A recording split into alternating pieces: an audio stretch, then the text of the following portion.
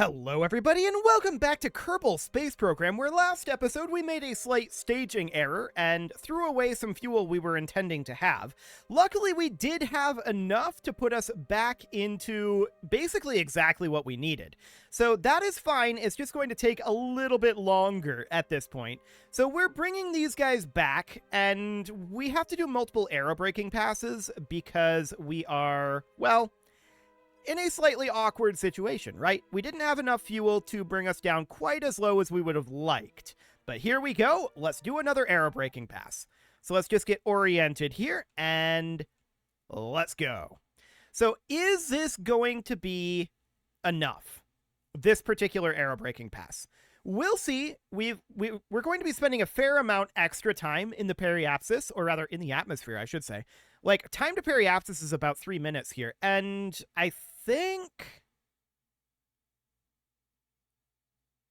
that might be slowing down a little bit. Maybe. We've lost another ½ kilometer of periapsis height, and there goes another ½ kilometer. This is actually looking very good, believe it or not. We're currently in retrograde. We might want to be on... Nope. Horizontal velocity minus. There we go. That would help. So with us on horizontal velocity, or actually surface velocity minus, we should, in theory, not have this burn off. Yeah, we've lost about 3 kilometers overall. I think we're not coming back up. Yeah, we're definitely not. Time to periapsis is increasing. So no additional aerobrake passes here. That is magnificent.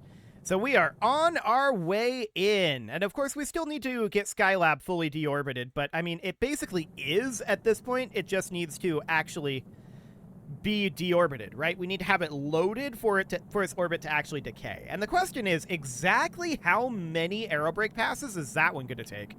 I think the answer is quite a lot. Unfortunately, we'll see. We'll see. This definitely would have been a much better situation if I hadn't have accidentally staged our fuel away, but here we are. We didn't have an engineer on the flight because we were being greedy, and this is what we get. Okay, we should come out of physics warp. I'm keeping an eye on our temperature gauges here. We're not slowing down quite as much as I would like to see, but it should be good enough. In theory. We're at about 40 kilometers up right now. We have a lot of air between us and the ground. I'm a little bit concerned about this Science Junior here, for sure. And we are definitely slowing down more speedily now, and that'll continue to go up. Like, I'm not actually concerned about our current ability to stop. Like, I'm quite confident that we're going to slow down enough for our parachutes. The real danger here is whether we end up losing the Science Junior. If we do, that could cause significant issues. We'll see. Fingers crossed that the heat shield does its job. So far it appears to be. I wouldn't be surprised if we lost the atmospheric fluid spectrovariometer or the magnetometer, but those are actually looking better than the Science Junior right now. The Science Junior is spooky. That's for sure. That said, we are down to 1,800 meters per second. We've lost a significant amount of speed. This is going to be a land landing, almost certainly. But we've lost a significant amount of speed here. And I'm hoping to see those temperature gauges start to drop shortly. 1,700 meters per second. We're still 28 kilometers up, right? So we've got lots and lots of air between us and the ground. No major danger there, except for the heating here. I do see the heating on the spectrovariometer has gone away. We're definitely seeing the magnetometer heating dropping, and the Science Junior heating is dropping as well. So that is very, very good. We're down to 1,300 meters per second now. So we're not going to have any issues there. We're still 20 kilometers up, so we've got lots of time to slow down. Impact time is currently allegedly 40 seconds, but because we're slowing down, that time is going to be higher than that. 900 meters per second. 800. And drogues. Phenomenal. So we are, of course, perfectly safe here. The real danger now is that we lose some of these components on impact. This is why we would have wanted a water landing, but I mean, in this particular situation, beggars really can't be choosers. A land landing is what we gotta go for. So let's physics warp down. We're at about 200 meters per second, and of course, we're currently about 6 kilometers up. 4 kilometers up. 3, 2. Main chutes deploying now. 6.5 meters per second. Okay, that's not too bad. We'll see what happens when we tip over, because this is a long capsule here, and we're almost certainly going to tip over, especially on this rounded heat shield bottom. We might be better off jettisoning the heat shield and trying to just stand up here. So we move this over to kill rot. Let's jettison the heat shield just to have a different shape on the bottom here. We'll have a flat shape instead of a rounded shape. We may lose the Science Junior on impact here. We did indeed. That's not shocking, but we're standing upright. Okay, let's grab a seismic scan. Let's grab a mystery goo observation. We can't grab an atmospheric analysis from here, but that's okay. So we'll recover this vessel. That does, of course, mean that we need to get paid. So that was definitely dicier than a lot of our returns, but really, I mean, it wasn't that dicey, right? We knew it was going to be a kind of awkward landing that was always guaranteed with this length of capsule. So that was always going to be the case. And, I mean, we had plenty of margin weight-wise, I feel like. The only reason I ditched the heat shield there was to have a different shape that we landed on. I wanted a flat shape rather than a curved shape. So that's fine. Let's get our payment. So in we go. 1 and 2.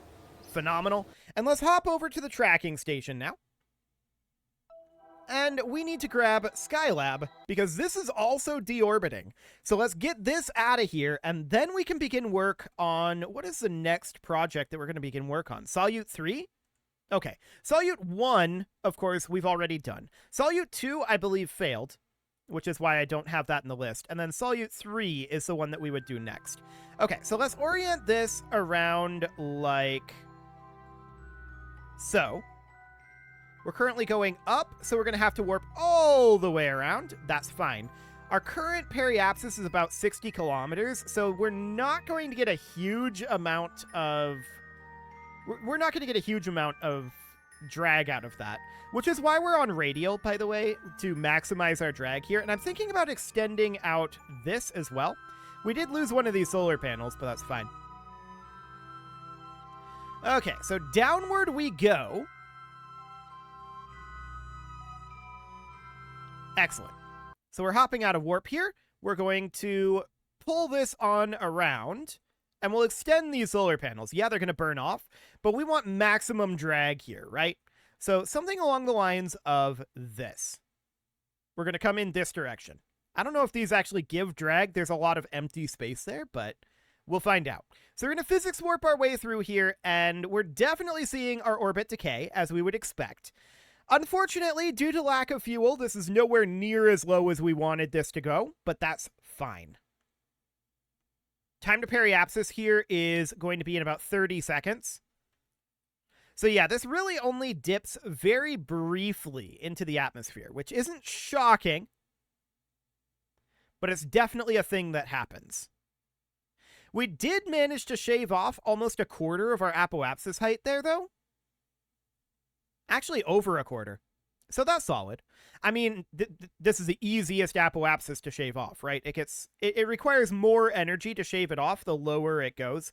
So that's going to take some time. No doubt about that. We've also managed to bring our periapsis height down about 300 meters. So, I mean, every aerobrake pass that we do is going to be more effective than the last.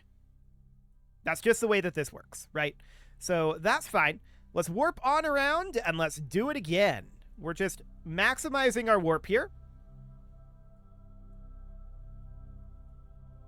Excellent. We are approaching the atmosphere again. And there we go. We are in Atmo. So let's get oriented. And we are physics warping. Trying to maximize our drag here. And we know that this was at what, like 280, I believe, before we started this. So we'll keep an eye on that. If we're losing like 100 kilometers per pass, that's absolutely great. We're also under 60 kilometers now for our periapsis. So this is probably going to require, I think, maybe like 2 to 3 more aerobrake passes on the outside.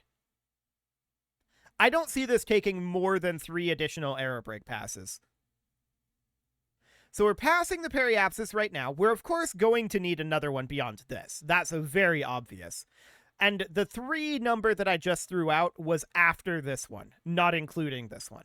So it's definitely going to be a little bit. But yeah, we can see that we definitely did drop 100 kilometers there. That's solid. That's really solid. And we're still pretty deep in this atmosphere. So that's well over 100 kilometers that we dropped there on our apoapsis. Our periapsis also ended up dropping about 100 kilometers, or not 100 kilometers, that would be insane. About a kilometer. A little over a kilometer, in fact. Yeah, I don't think there's going to be that many more aerobrake passes, to be honest. Let's warp this on around again. Our orbit is now a lot lower, so we have a lot less warp time. And we can see here that our orbital speed, we've shaved off like 300 meters per second. Of course, we're heading to the apoapsis. It's to the periapsis that I should be comparing that number. So we'll see what it's like once we reach periapsis. We'll be accelerating for the next little while here. Well, until we reach periapsis. So around we go again. And let's aerobrake. Cool. So yeah, we haven't dropped that much. We definitely haven't dropped that much speed. We're well over orbital velocity at this point, but we can see that our periapsis height is dropping reasonably well here. I think our periapsis, when we get there, is going to end up being probably like 57 kilometers, looking at timing here, somewhere around in there. Yeah. Maybe even closer to 56. We can see this time to periapsis is definitely not going down by 1 second per second. Hang on. Are we not coming back up here? We're not coming back up. Fantastic. This is the final aerobrake pass. So obviously our solar panels are going to be the first to burn off, right? There's no doubt about that. And we're just kind of hoping everything burns off. But I don't think it will. Judging by our previous experience, I'm pretty confident that the mobile processing lab is not going to burn off, which, by the way, we don't need to bring mobile processing labs for our future stations unless we want them aesthetically. We've gotten the science that we're going to get from them, barring getting, like, ionographers, but this will be fine. Fantastic. So we are not coming back up here. That's always great. And we're definitely going to be losing our solar panels soon. I'm honestly mildly surprised that they are still present. We can see here that our impact time is in about 5 minutes at this point. We're on physics warp, of course, so it's not going to be quite that long in reality. But let's bring on down this here Skylab. Phenomenal. We do have a fair amount of drag here. How are we doing for power? Oh, we've got so much power. This is absolutely fine. Okay, we're losing attitude a little bit. This thing really wants to flip over. Let's pull it out of physics warp right now. It really wants to flip over. I'm not shocked about that, to be clear. I'm a little shocked we haven't had a solar panel loss yet, though. That's actually quite shocking.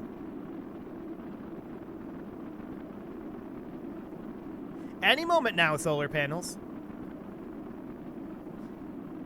I just started up the game before finishing up this episode.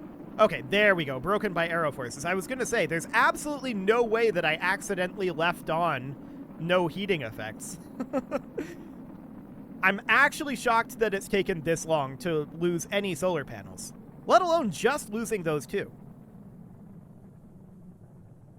Remarkable. Are these actually going to survive? Well, they're not going to survive impact, obviously. Okay, there they go. So there goes all the solar panels. Perfect. We don't actually need RCS on. So we're just continuing to park here. This is absolutely fine. So we're going to have everything except the solar panels survive this. Now, to be clear, I can't say I'm actually shocked about that.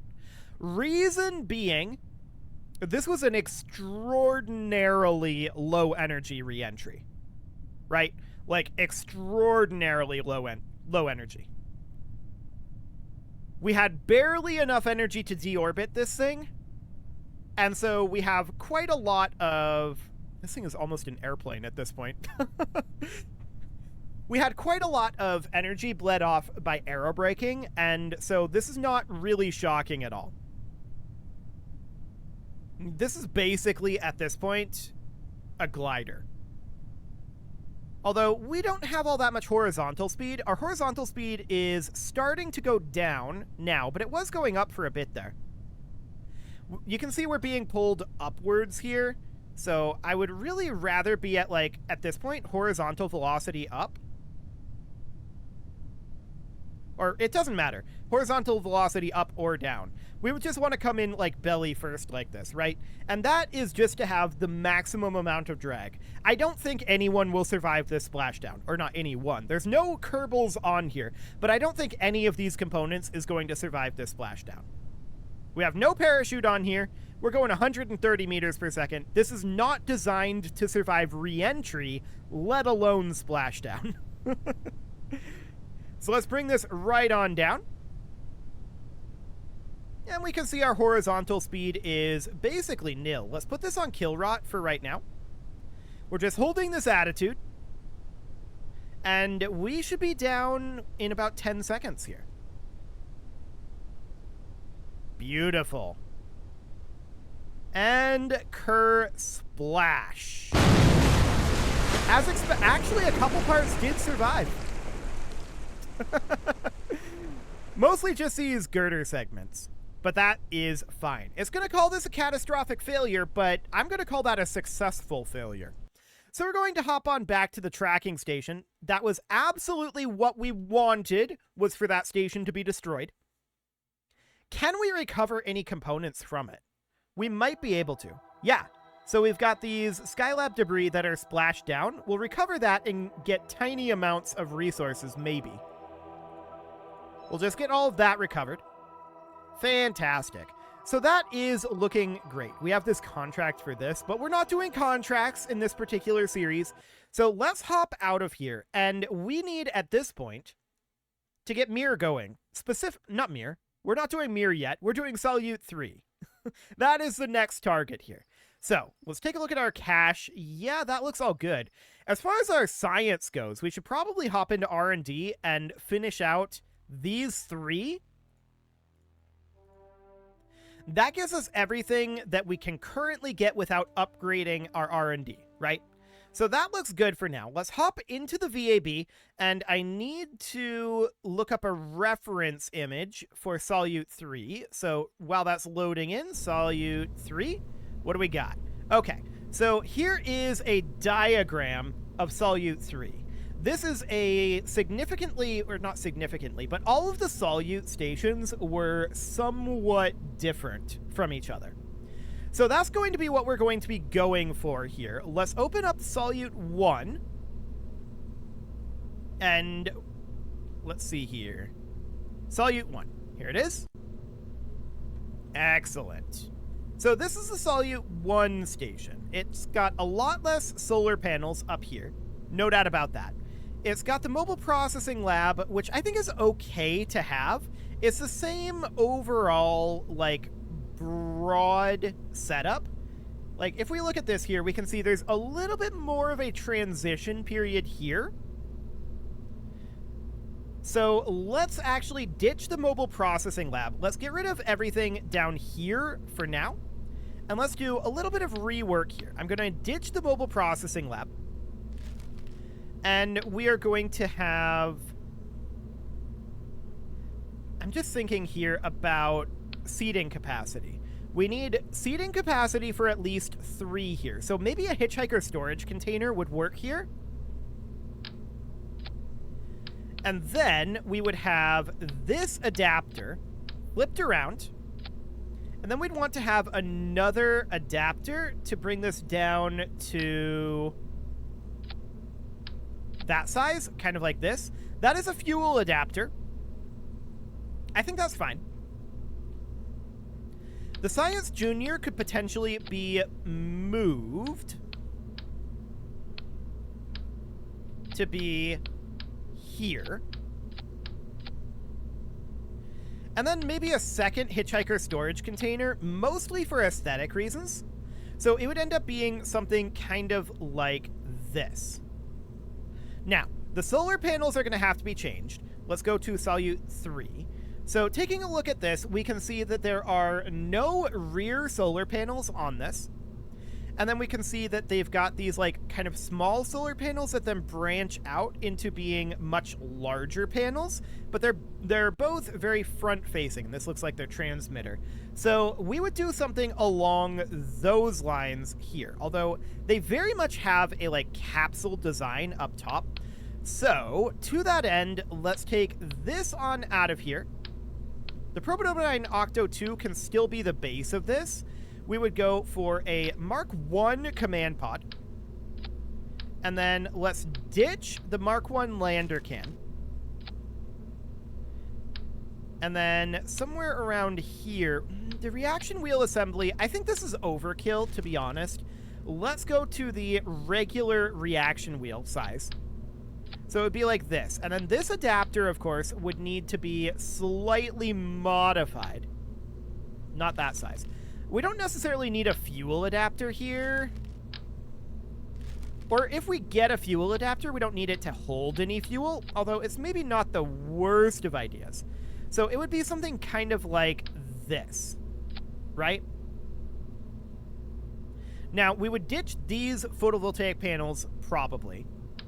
And we would want to go for somewhat beefier panels. I also want to ditch this battery bank and go for a beefier battery bank here. So that would end up being something like the Z1K. So it would end up being something more along the lines of this. We would put the transmitter about here. Really, this is wider up top and then narrows down. Okay. With that in mind, let's rework this a bit. So we're going to take this off of here. We're going to take this off of here as well. Let's put on a Mark 1 3 command pod. Then I want to put on, not necessarily these adapters. Let's get an adapter for that, and that would be like this guy, right? So this is going to be wider up top and then narrow down. Now we don't need anything over here. So in theory, it could be something like this, but this is obviously too small, right? And we would need a bigger adapter up here as well. So we've got this fuel adapter. We would need to grab this guy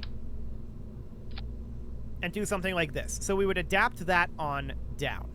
Then I would want to have, well, we definitely want to have our SAS and our battery on here. The battery, I think, can go here. That looks good to me. So a 2.5K battery there. Oh, that's too small, actually. Okay, we'll do a 1K battery up top in that case. So that would go here with our docking port right there, like that. Then we would go for an SAS. And this would be like a large reaction wheel, although that's probably overkill. Then we would go for the high gain antenna, right? So let's put the high gain antenna about here, like that. And then this narrows down, I think, more than what we want it to.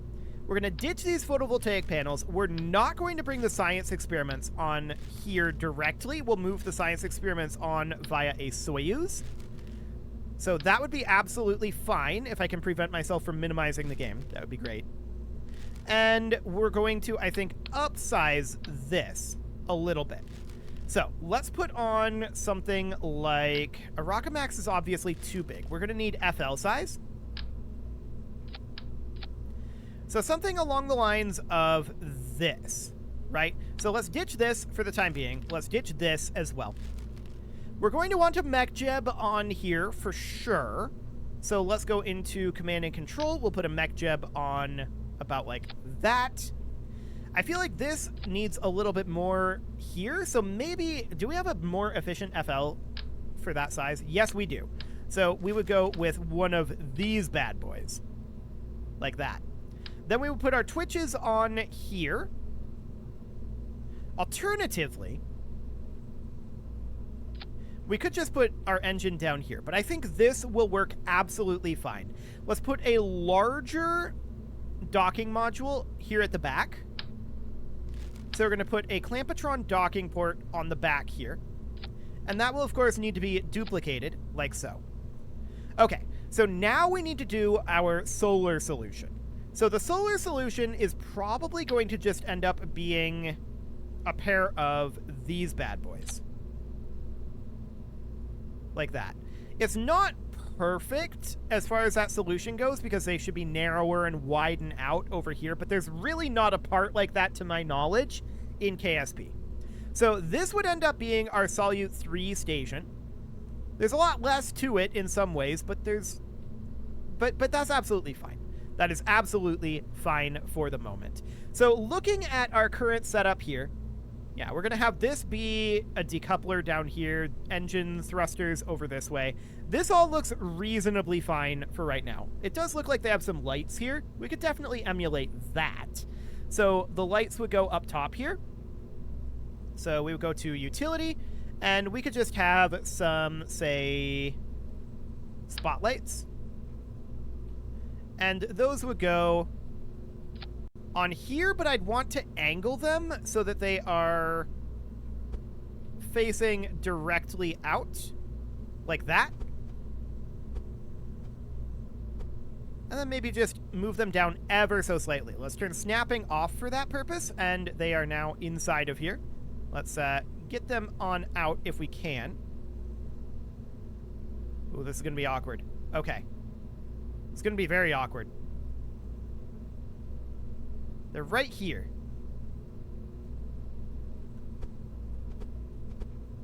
Oh, that's rough. That is really rough. Okay, let's change our camera a bit here and see if we can maybe clip in this direction. No is the answer. Let's move this over.